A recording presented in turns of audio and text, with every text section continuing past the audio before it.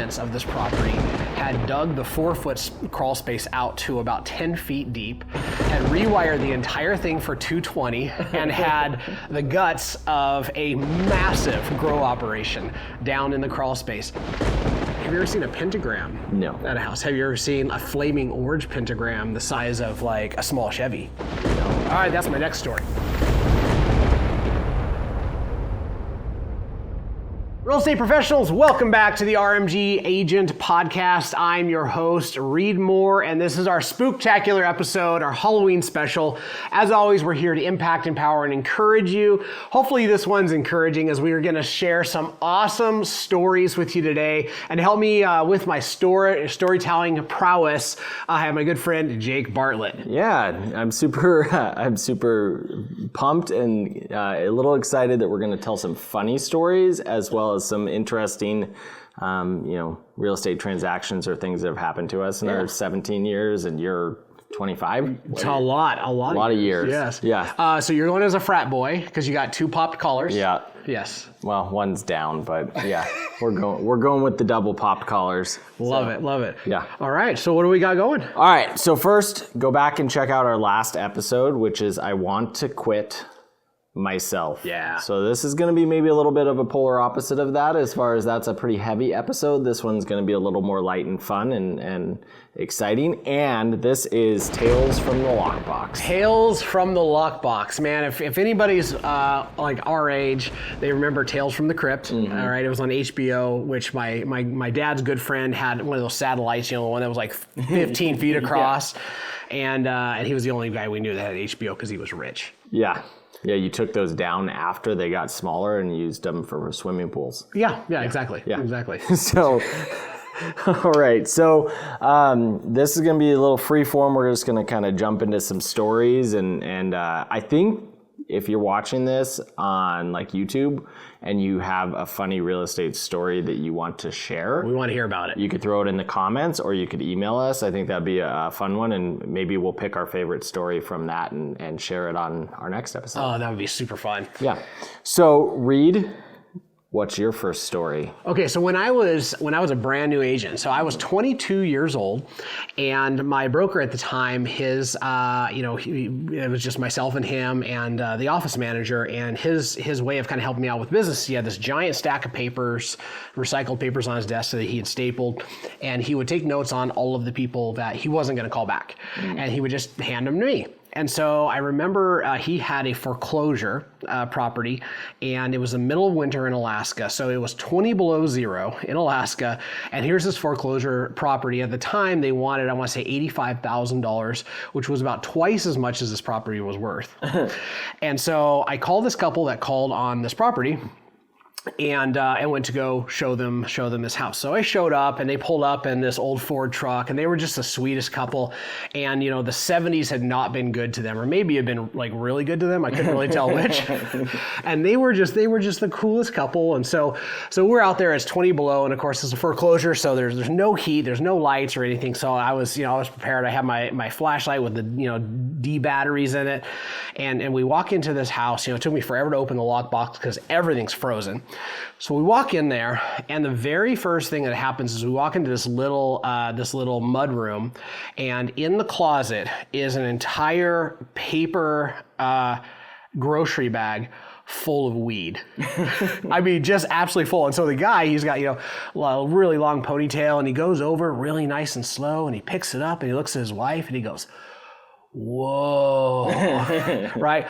And this is before marijuana was legal, and I'm like, looking at that, that's more weed than I'd seen in my entire life. I didn't even know, it's like, it was freeze-dried, right? I don't know if it's any good, right? So and instantly I'm thinking, oh man, I'm 22 years old, I'm gonna go to jail. Like, I already know what to do with this. Yeah. So anyway, that was the very beginning of showing this property.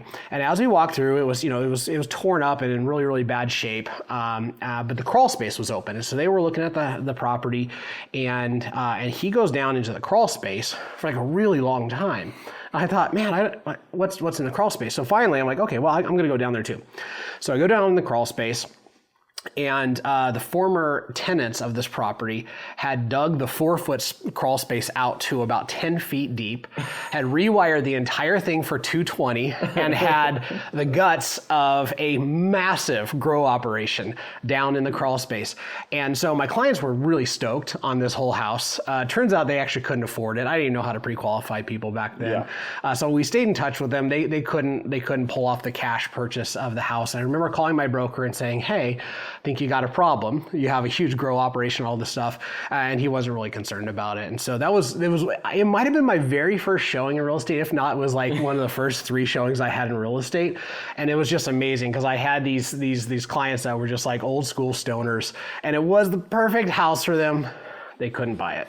Yeah. But it was a good experience for me. Yeah, that's a funny one. The digging out of the foundation. Yeah, so the foundation was literally like farther than half up. So, the whole place is kind of like caving in and stuff. And it was great. It just is a testament to, if you wanted to do something bad enough when it wasn't legal, you found a way. Entrepreneurialism at its finest. Yes. Yeah, we'll call it that. All right. So my first story is also from early on in my real estate career. I was showing my clients, Dave and Jen. They were some of my first clients. They're amazing people. And I had made an appointment for, I'm going to make up addresses here because I don't remember exact addresses, like 317 West Providence. And we looked at a different house on the east side of the town. And so I had made this appointment for 317 West Providence, and I take them to 318 East Providence, which happens to be also for sale. So I just go knock on this occupied house, and the people come and answer. And I'm like, hey, I made an appointment to show the house, and the 3 people that I'm assuming now are tenants, now that I know kind of more what I'm doing. And they look at each other, and nobody says anything. It was like, yeah, I called, yesterday to make the appointments. I was just going to show my clients. Again, they look around at each other. I'm like, we'll just be really quick. It'll be just fine. We'll just, we'll be in and out. You don't have to leave. Don't have to do any of that stuff. And again, they kind of look around, and they finally gave the head nod. I'm not sure to this day, since it's been like 15, 16 years now, I'm not sure if they actually ever said anything back.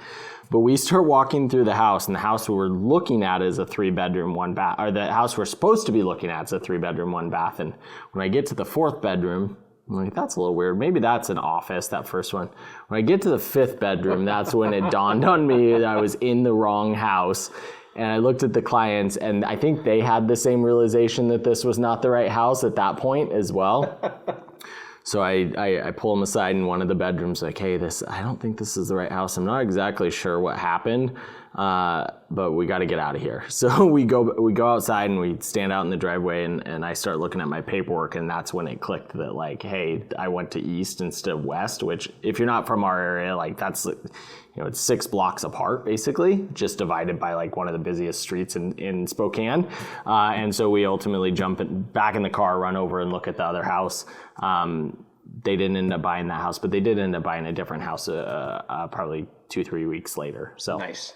Yeah, fun. And to this day now, every time I go to look at a house, I always obsess over the address and make sure it's on the house, make sure the house matches the pictures in the listing that I've got with me, and just making sure that I don't do that again, because it was a pretty uncomfortable experience. Although I did learn that if you say something confident enough, people will just trust that you know that you did something right. So the takeaways are: be confident and double check your paperwork. Yes. I didn't give a takeaway. I guess my takeaway for what should it be? Be cool. Be cool. Just be cool, man. Pre-qualify. Pre-qualify and be cool. Yes. Yeah. Be cool, man. Have you ever seen a pentagram? No. At a house? Have you ever seen a flaming orange pentagram the size of like a small Chevy? No. All right, that's my next story. Okay. All right, so I was showing houses to the Robustolinis. Okay. Such great people. Such a cool name. We went and saw this beautiful house, really, really great house. Checked a lot of the boxes for what they wanted, but there was another house that they wanted to see, and it was really big. And so we're like, oh, we have to see this house. And it was way out in the middle of nowhere. So it turns out this house was owned by this older lady, and she had let her grandson and all of his friends, who were just a fascinating bunch, move in with them. So we get to the property and it's a big house, like a pretty basic but big house, huge shop. So we pull up into the yard, and the first thing that's a little bit askew is there is this giant stack of cars and snowmobiles that at some point in the last day or two had become a bonfire. Oh. So somehow they had arranged for all these cars and snowmobiles to be built up into, probably like a 20-foot stack and set them on fire. So they were still kind of smoldering. And this is in the valley in Alaska, and so this is way, what do you call it, the deep valley. So that in and of itself wasn't actually all that weird. So I was like, okay, cool. So we go and look at the house. It's big. It's nice enough, but basic, kind of a frat house at this point. And we found a couple of the rooms that were either a grow operation or they're cooking meth, and so they had stripped it back down to the studs, and so that was just maybe something they could kind of deal with, but not the best. So we get done looking at the house, and now we're excited because we're going to go out and look at the shop. So we go out to the shop, and we walk in, and we look at the back wall of this shop. And it's a big shop. I mean, it's probably 30 feet high and probably 40 by 50. Great shop. And right up on the back wall is this giant black coffin with this incredibly large orange pentagram that took up the whole back wall of the shop. And we just stood there like looking at this and trying to figure out the whole, here's a smoldering pile of cars and snowmobiles, and then here's this giant pentagram and all this stuff. And we're just standing there. And so I looked at him like any great real estate agent would and said, do you want to buy this house? Turns out we bought the other house, but it was one of those, I remind people when they're new, when they come into our company and they're new and they have weird experiences, like you just have to stop for a second and realize like these are the moments that you live for. Well, and what's funny is that the consumers love those stories, right? Oh, they're great. And I've had numerous people when walking through, and not like super awkward things, but just little weird intricacies of a house or like a weird interaction. And they're like, you guys should write a book. Like realtors should write a book because you have to see the craziest things. Oh yeah. And that sounds like one of those stories. It is. And it's funny because the way that you show up in those situations really makes for a great client experience. Or, if your reaction or response to those kind of things is to be really embarrassed, right, which is easy to do, then all of a sudden you kind of put off this weird vibe to your clients. Oh my gosh, I'm embarrassed and all this stuff. But they're along for this really entertaining experience with you. And if you play it off that way, it actually builds the relationships. It's pretty fun. Yep. That's awesome. They must have been doing like a seance to like dead snowmobiles. Is that what this was? That might have been the case. There could have been a snowmobile in that coffin. Like it was big enough. That's plausible. That's awesome. Yeah. All right. So my next story is another showing. This was not my fault, but it was but this, I'll take credit for the first one was my fault. This one was, I made an appointment midday, probably 1 o'clock to show a house. And it was a pretty quick appointment. Like I maybe only gave the sellers an hour notice. And so we run over and I walk through with my clients and we're looking at the kitchen and we're looking at the living room and we start going into the bedrooms and we see the primary bedroom and then we see this, smaller bedroom that's obviously a boy, teenage or slightly younger boy's bedroom. Right there in the middle of the bed is a 12-year-old, 13-year-old boy's like shape covered by the comforter and he's obviously shaking. And my clients see this and I see this, like we got to get out of the house. So we get out of the house. I jump on the phone with the listing agent. I'm like, hey, there's a little kid in one of the bedrooms. I think he's pretty darn scared. I'm not sure exactly, I'm not going to leave. I don't want him to, something to happen. So, but you probably should call your client. So long story short, you get a call back about 2 minutes later from the listing agent. Like the little boy had gone home sick from school, didn't notify his parents that he had gone home sick from school. Mm-hmm. And so nobody relayed the message that I was going to show the house to him. And all of a sudden there's random strangers like knocking on the door and unlocking the door and walking in this house. And like, I feel terrible thinking about what that kid went through in that maybe 6-7 minutes. But his response was like, I'm going to go hide, which on top of the bed under cover is not the best. The best spot. Training opportunity. It's kind of like the ostrich putting your head in the thing. Just because you can't see us doesn't mean we can't see you, kind of thing. So it was a pretty interesting and comical now story, but in that moment it was, like you said, I was able to really connect with my clients by showing them like, I have compassion for this situation, and I know what the next steps need to be. Like, I need to call the listing agent. We need to find out what's happening, because there is obviously a young kid here by himself that nobody knows. Yeah. So, yeah. I got one hot off the presses. Actually, not hot off the presses. This is from a long time ago too. It was a listing appointment I went on. So I was lead generating. I got this guy on the phone, and he was a university professor. Mm-hmm. His wife was a nurse. Both made really great money, and they said, "Hey, we want to upgrade our home." Like, fantastic. I needed to sell their home, so I started asking a bunch of questions. Found out that it was a trailer on a lot. Like, okay, cool, and it was in a pretty nice area of town. Probably like the only trailer there. Asked him questions about it, what's the condition of the trailer, what's the VIN number, all that stuff, right? Because you have to sell them through the DMV. So anyway, cool, got all the information, did the CMA, went over to the property, and I pull up, and sure enough, like there's nice houses all around, and here's this one lot, and it's fantastic. I mean, it was, it was fantastic. Yeah. And the trailer was even better than all the stuff that was on the lot, because it looked like an inchworm. It was, it had at least two, it probably had like a 3-foot bow up and a 3-foot bow down, another 3-foot bow up. So it looked like a caterpillar. I'm like, well, here we go, right? So knock on the door, go in, talk to the guy, super nice guy, but I'm sitting there, we're doing the listing appointment, and I'd never seen this before, but it turns out you can, some people probably know this, I didn't, but you can buy cigarettes that aren't in packs, but you can buy cigarettes that just come in the carton, like loose, so you don't have to go through the pain of like unwrapping a new pack. And so he smoked somewhere in the neighborhood of 8 to 10 cigarettes in the 45 minutes that I was there. And it was impressive. Like lighting the next one. He lit the next one. And so he had, so we had the listing paperwork here, his cigarettes here, he was there, the ashtray was over there, and he was just cranking those things down and then lighting the next one. And all of the walls inside of the single wide were, you could like you could pull black tar off with your finger, right? So I'm sitting there, my eyes are just on fire, right? Because like I could barely, like we're as close as we are, right? I could barely see the guys. There's so much smoke in there, and I'm trying not to cough and trying not to be a jerk, just trying to let's the house and help you find something better.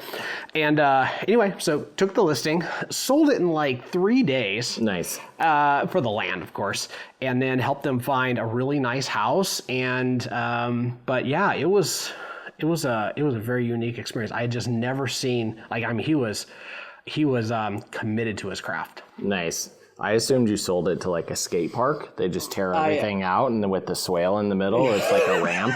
Yeah, it was. I walked the house, and most of the windows were missing, and all the doors were missing, but they were curtains, and it was great. And somebody got a nice piece of land. Was that also Deep Valley? No, that was right in the middle of Anchorage, like right smack dab in the kind of like one thing that was not like the others. Yeah. That's awesome. Okay, so I may have told this story once before, but this is my biggest horror story that has a happy ending in real estate. So I refer to this as my worst transaction of all time, or my longest transaction of all time, and this is not a new construction build that took all this. So it ended up taking about 18 months from start to finish. So I've got these probably 30-year-old clients, buyers, and they have 3 kids, 4th one on the way, and we get them under contract on a double wide, a nice double wide on land with a shop. And so we write it, everything's good. It's a longer close because there's some intricacies on his financing that have to be taken care of. So I think it was like maybe a 70-day close that we were getting ready to. But we get through the home inspection, everything's fine. We get through the first appraisal, everything's fine. And so we get early occupancy, like 2 weeks early occupancy, because they have a lot of stuff they have to move and they have to be out of their apartment. And so we get them moved in. Well, between that and closing, he loses his job. Oh, yeah. And now he's in the house. And they're the nicest clients. Like, I love them to death. And the other agent's not the nicest person. You know, he's a difficult agent to work with is the easiest thing to say. But the seller was great. So he is a handyman, my client. Like, he does all sorts of odd jobs.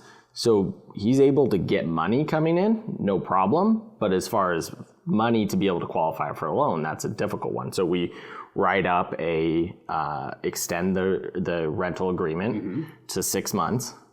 So we start working through that, and the seller's like, hey, as long as they make their payments to me, I don't care. Like, if they're making their payments, that's fine. I'll keep working with them. And so they are. The clients are getting work and doing all that stuff. And we get 6 months where they're able to qualify again, and we get a low appraisal.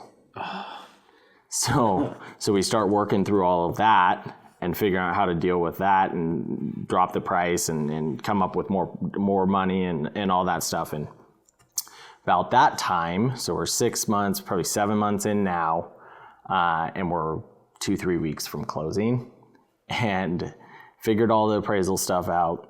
And a windstorm comes through Spokane, rips the whole roof off, like the whole sheeting of the roof, and about half the siding on this manufactured home.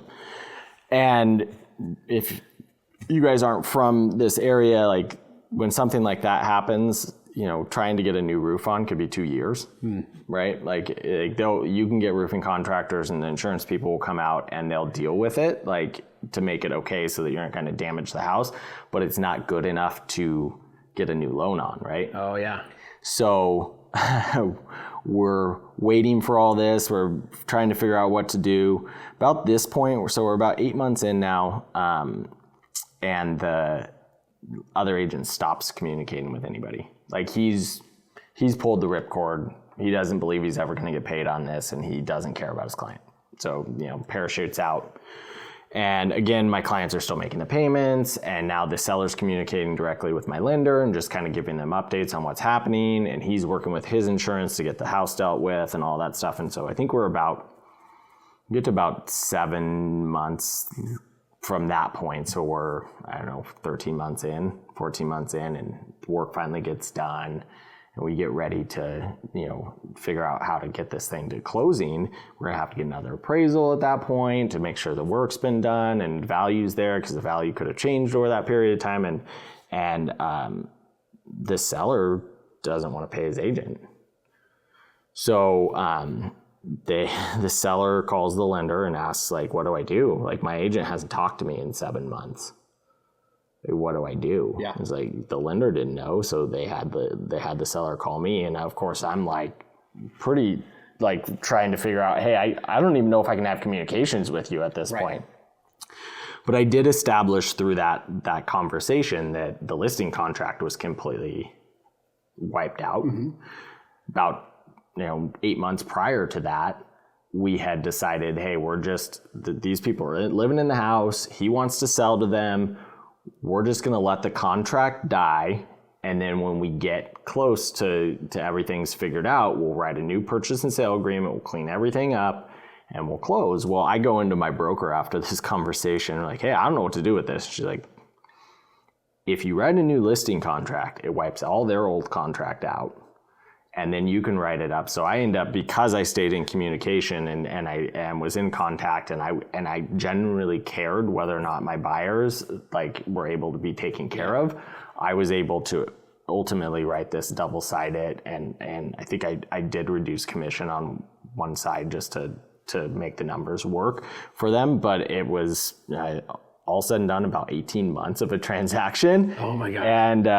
And you know, I don't know that looking back on it, I would do anything different, but I would say that making sure that my clients were taken care of and they were you know, well aware of what was going on, and I stayed apprised to the situation, ultimately was the reason why that transaction was able to close.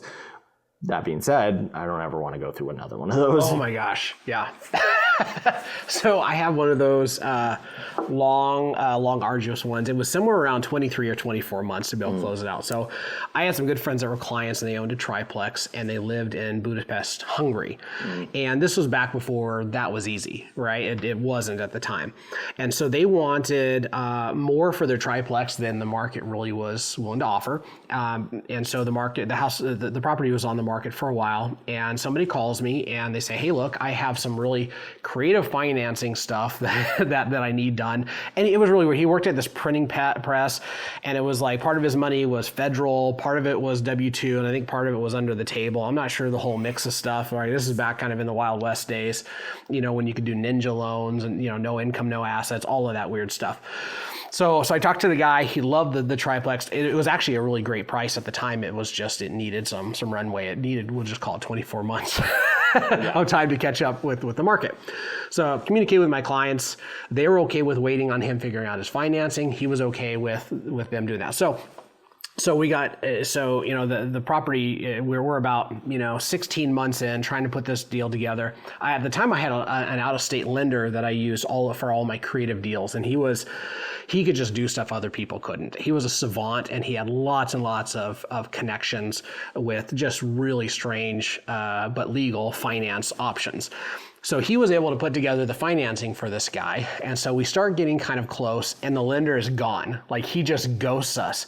So I keep calling him like, hey man, like, where are you? And I've done several deals with this guy, and I mean, he's gone. He's not gone for like a day or a week. He's gone for like 2 months. We can't get in touch with the lender. And I'm like, oh my gosh. And we're trying to find other financing options. My clients are cool because, you know, like just the situation, the 3 people that are renting are still paying, and it was okay. So finally, after a couple months, he calls me back. I'm like, where have you been? And he was just like the ultimate entrepreneur. He had 17 things going at any given time. So I'm like, where have you been? Right? Like, I was pretty tweaked. And he was like, oh yeah, I'm working on this new thing. And I've been, you know, out in the Aleutian Islands and all this other stuff. And I'm trying to put together this thing where when fishing boats come in, I can take the dead carcasses of the salmon and turn them into clean energy. Right? So this was like 18 years ago. I'm like, what are you talking about? And so I told him, I was just like, look, we got to close on this deal. He's like, oh yeah, like I'll be back in the office. And so then he ghosts us for like another 2 weeks. And eventually he puts the whole deal together. The buyer and the seller are stoked. Like, nobody's tweaked. It's taken 2 years of my life to put this thing together. Everybody's happy, like it happened in 3 weeks. And oh my gosh, it ate my soul. He bought your first house. That's what that lender bought the first house, and he found that stash of weed, didn't he? That's right. He was 2 months gone with the weed that he found. Yeah. Oh. It was it was very interesting. And, you know, the sellers made an awesome price on the house. The buyer got a house with a lender that was the only person that could fund it. And you know, being 20 years ago, you know, he's probably more than doubled his equity. Definitely more than doubled his equity in that property. So nice. Yeah, it all worked out good in the end. That's awesome. Okay, so that concludes our Halloween special, Tales from the Lockbox.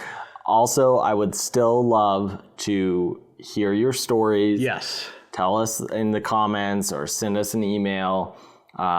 And maybe we'll pick our favorite one, and maybe we'll get a video of you telling this story. Oh, that'd be amazing. And be able to put it on there. So if you like this kind of content, I'm sure we have some more stories we could go over. Yeah, we've had some heavy ones, like just time after time. So it was time to lighten it up a little bit. Yep. So that's our Halloween episode. Thanks for tuning in, and stay tuned because we got a cool episode coming. Yes.